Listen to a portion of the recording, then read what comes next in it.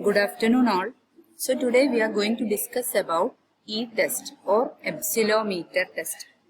E-test, it is previously known as the epsilometer test and it is the way of determining antimicrobial sensitivity.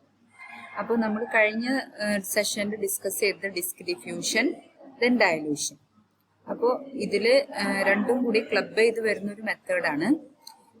Another method by placing a strip which is impregnated with antimicrobials.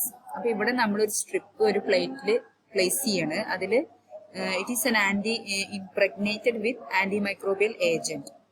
അപ്പോൾ ഈ strip we are placing it onto the agar plate. Now a strain of bacterium or fungus, it will not grow near the concentration of antibiotic or antifungal if it is sensitive. Sensitive ആണെങ്കിൽ growth കാണില്ല, ഒരു zone കാണാം നമുക്ക് ഈ പിക്ചറിൽ കാണുന്ന പോലെ തന്നെ. For some microbial and antimicrobial combinations, the result can be used to determine MIC. ഇവിടെ നമുക്ക് വേണ്ടത് MIC ഡിറ്റർമിൻ ചെയ്യാനുള്ള തേർഡ് മെത്തേഡാണ്.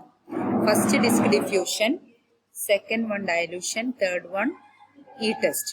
And it is manufactured by Biomerix and it is a laboratory test used in healthcare settings to guide physicians by indicating what concentration of antimicrobials should successfully be used to treat the patient infections. Now, it is a quantitative technique for determining the antibiotic sensitivity and MIC of some bacteria, including gram-negative, gram-positive aerobic bacteria such as Enterobacteriaceae, Pseudomonas, Burkholderia, Staphylococcus, and Enterococcus species. Also, it includes fastidious bacteria such as anaerobes, Neisseria gonorrhea, Streptococcus pneumoniae, Streptococcus, and other Haemophilus species.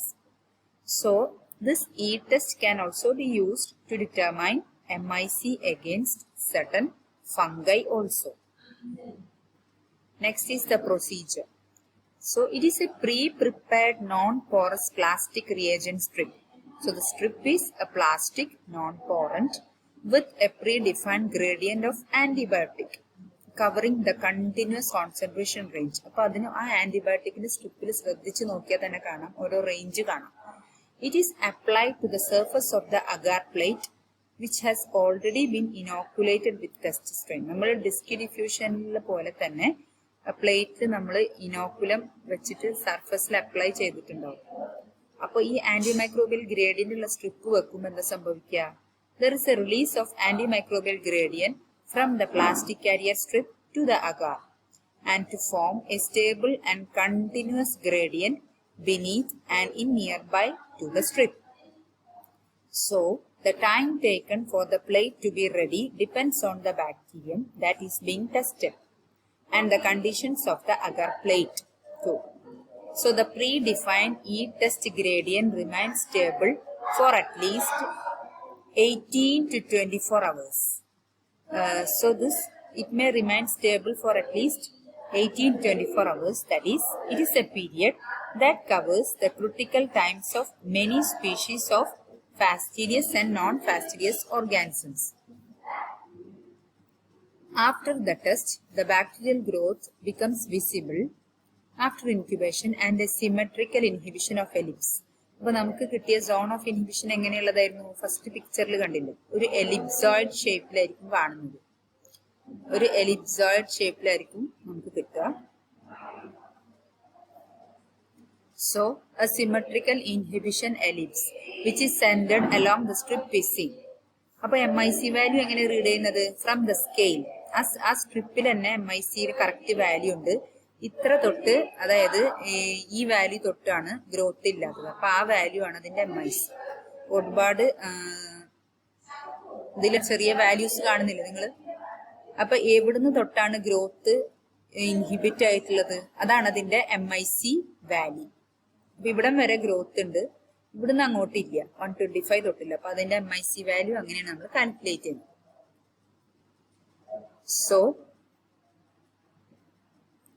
So the MIC value can be read from the scale in terms of microgram per ml, where ellipse edge intersects the strip.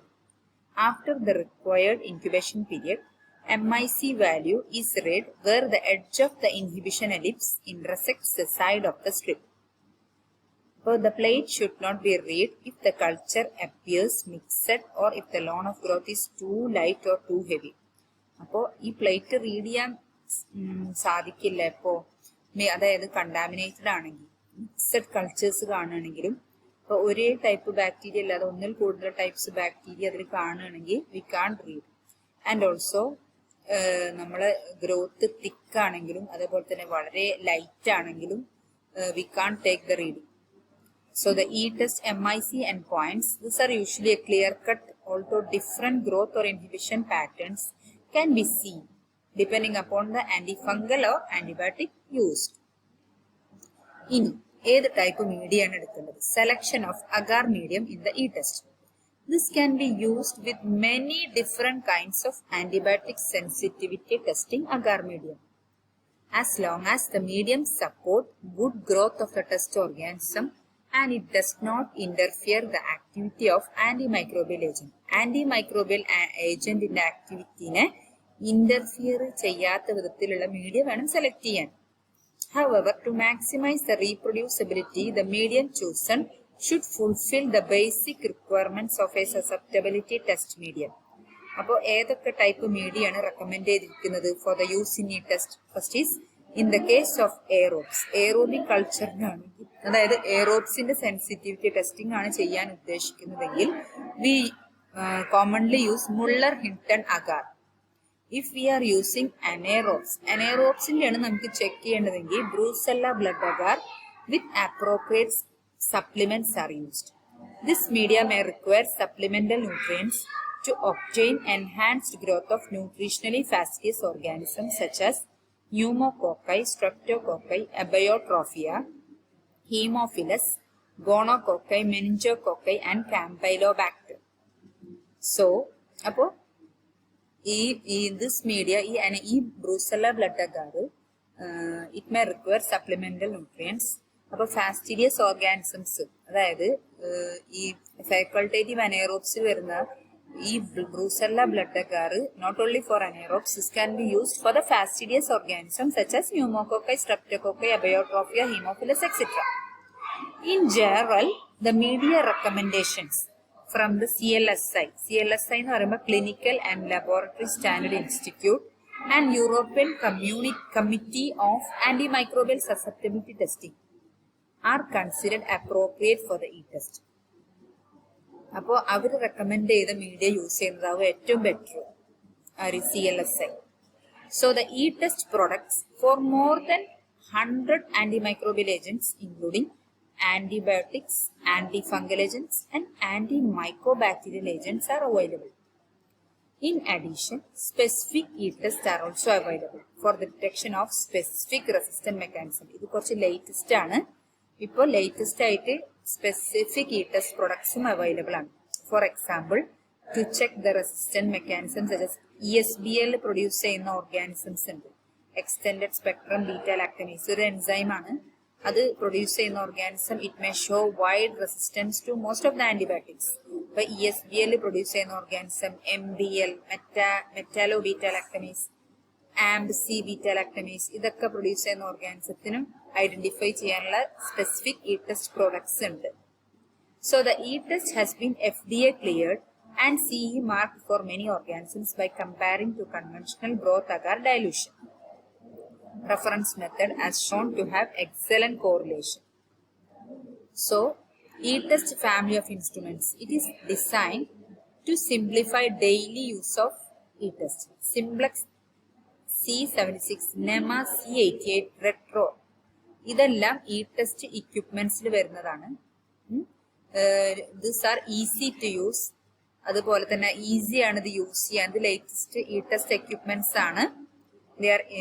അതായത് simplex C76, NEMA C88 and Retro C80. These are easy to use, reducing operator fatigue, saving time and improving the quality of results, increasing reproducibility. അപ്പോൾ ഇതിനെല്ലാം better ആണിത്.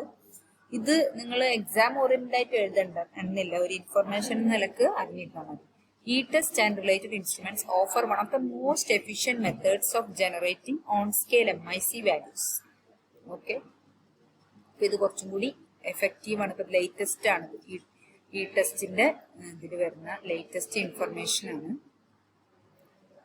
അപ്പൊ അതിനെപ്പറ്റി ഓരോന്നിനെ പറ്റി പറയുന്നുണ്ട് എങ്ങനെയാണ്. അതായത് സിംപ്ലക്സ് C76 എന്ന് പറയുന്നത് it is automates the placement of 1 to 6 different e-test strips to simplify the setup of MIC panel.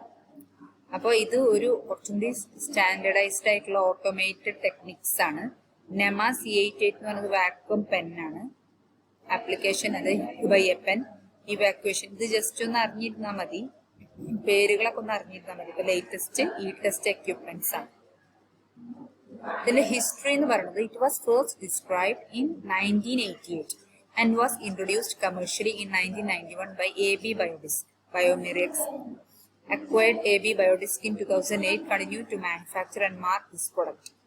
During 1950s, Hans Eriksson, he was a professor of microbiology in Karolinska Hospital. He was the scientific founder of this AB Biodisc. He developed a method to standardize disk diffusion test. അപ്പോൾ ഈ disc diffusion test നമ്മൾ commonly use ചെയ്യുന്ന method ഒന്ന് standardise ചെയ്യാൻ വേണ്ടിയിട്ട് അദ്ദേഹം കൊടുക്കുന്നതാണ് ഈ method. It improves the reproducibility and reliability of clinical susceptibility predictions. The inhibition zone sizes from the test disk results were compared to MIC values based on the reference agar dilution procedure. So the correlation between zone size and MIC values are then assessed using this regression analysis, etc. അപ്പോൾ ഈ E-test first present ചെയ്തത് presented at InterScience Conference on Antimicrobial Agents and Chemotherapy, Los ആഞ്ചലസിൽ 1988 ഈ test first ആയിട്ട് present ചെയ്തത്. പിന്നെ അതുപോലെ തന്നെ September 1991 E-test was launched globally as an MIC product after receiving USA Food and Drug Administration. ഇത്രയാണ് E-testനെ കുറിച്ച് പറയാനുള്ളത്. This is another method for checking the antimicrobial susceptibility testing. അപ്പൊ നമ്മൾ 3 മെത്തേഡ്സ് പഠിച്ചു: disc diffusion method, dilution method, then E-test. Next വരുന്നത് genotypic methods ആണ്. നമുക്ക് നെക്സ്റ്റ് സെഷനിൽ ഡിസ്കസ് ചെയ്യാം. Okay, thank you all.